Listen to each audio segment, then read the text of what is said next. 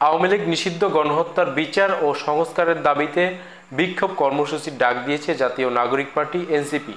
22 April মঙ্গলবার বিকাল 4:30টায় রাজধানীর খামারবাড়ি মোড় থেকে মিছিলটি শুরু হবে।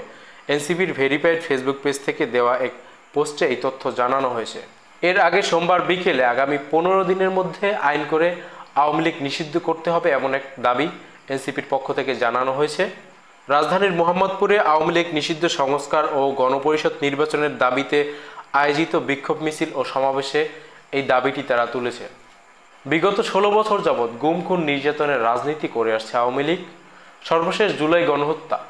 এত কিছুর পরেও আওয়ামী লীগের মধ্যে বিন্দুমাত্র অনুশোচনা নেই।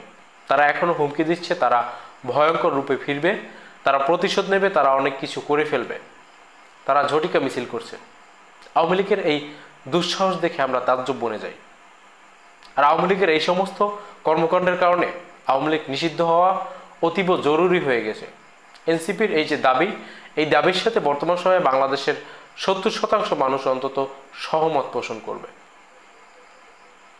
সুতরাং আওয়ামী লীগের রাজনীতি নিষিদ্ধ নিয়ে এনসিপির যে রাজনীতি, সেটাকে মোটামুটি পজিটিভলি দেখা যায়। কিন্তু এর বাইরে সংস্কার নিয়ে এনসিপি যে রাজনীতি করছে, বর্তমান সময়ে অন্তর্বর্তীকালীন সরকার তাদের প্রধান মিশন হিসেবে নিয়েছে সংস্কার, এবং সমস্ত রাজনৈতিক দলগুলোর ক্ষেত্রেই সংস্কার একটা প্রধান ইস্যু হয়ে দাঁড়িয়েছে। তারা সংস্কারের জন্য প্রস্তুত। তবে কতটুকু সংস্কার হবে এটা নিয়ে দ্বিমত রয়েছে, সেটা নিয়ে আলোচনা হচ্ছে। ঐক্যমত কমিশন জাতীয় ঐক্যমতে সব রাজনৈতিক দলকে আনার চেষ্টা করছে। সংস্কার হবে, এটা নিয়ে রাজনীতি করা ফলপ্রসূ কোনো কিছু হচ্ছে বলে আমার মনে হচ্ছে না। এবং গণপরিষদ নির্বাচনের যে আলাপটা, বাংলাদেশের পরিপ্রেক্ষিতে গণপরিষদ নির্বাচনের কোনো প্রয়োজন আছে কিনা সেটা নিয়েই এখন বিতর্ক করা দরকার। আমি মূলত যেটা বলতে চাচ্ছি, এই আওয়ামী লীগ নিষিদ্ধ সংস্কার এবং গণপরিষদ নির্বাচন, এই সমস্ত পপুলার দাবি নিয়ে বেশ কয়েকদিন এনসিপি রাজনীতি করতে পারবে, কিন্তু আস্তে আস্তে এই সমস্ত পপুলার ইস্যু নিয়ে রাজনীতি ফিকে হয়ে আসবে এনসিপির জন্য। বাংলাদেশে রাজনীতি করতে হলে এনসিপি যে নতুন বন্দোবস্তের কথা বলছে, সেই বন্দোবস্তের দিকে আগাতে হবে। এই আওয়ামী লীগ নিষিদ্ধ সংস্কার, গণপরিষদ নির্বাচন, এগুলো নতুন বন্দোবস্তের ক্ষেত্রে যুক্ত হচ্ছে না। যেহেতু সংস্কার সবাই চাচ্ছে, গণপরিষদ নির্বাচনের মাধ্যমে যে কার্যক্রম সম্পন্ন করার কথা সেটা পার্লামেন্টের মাধ্যমে সম্পন্ন করা সম্ভব।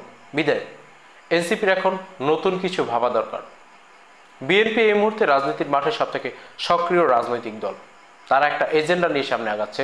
তারা মানুষকে বোঝানোর চেষ্টা করছে যে তাদের 31 দফা একটা ভিশন রয়েছে। সেই ভিশন বাস্তবায়ন করলে বাংলাদেশের মানুষ শান্তিতে বসবাস করতে পারবে, রাজনৈতিক অস্থিরতা থাকবে না, অর্থনৈতিক সংকট থাকবে না। আর এ কারণে বিএনপির জনপ্রিয়তা কিন্তু আরও বাড়ছে।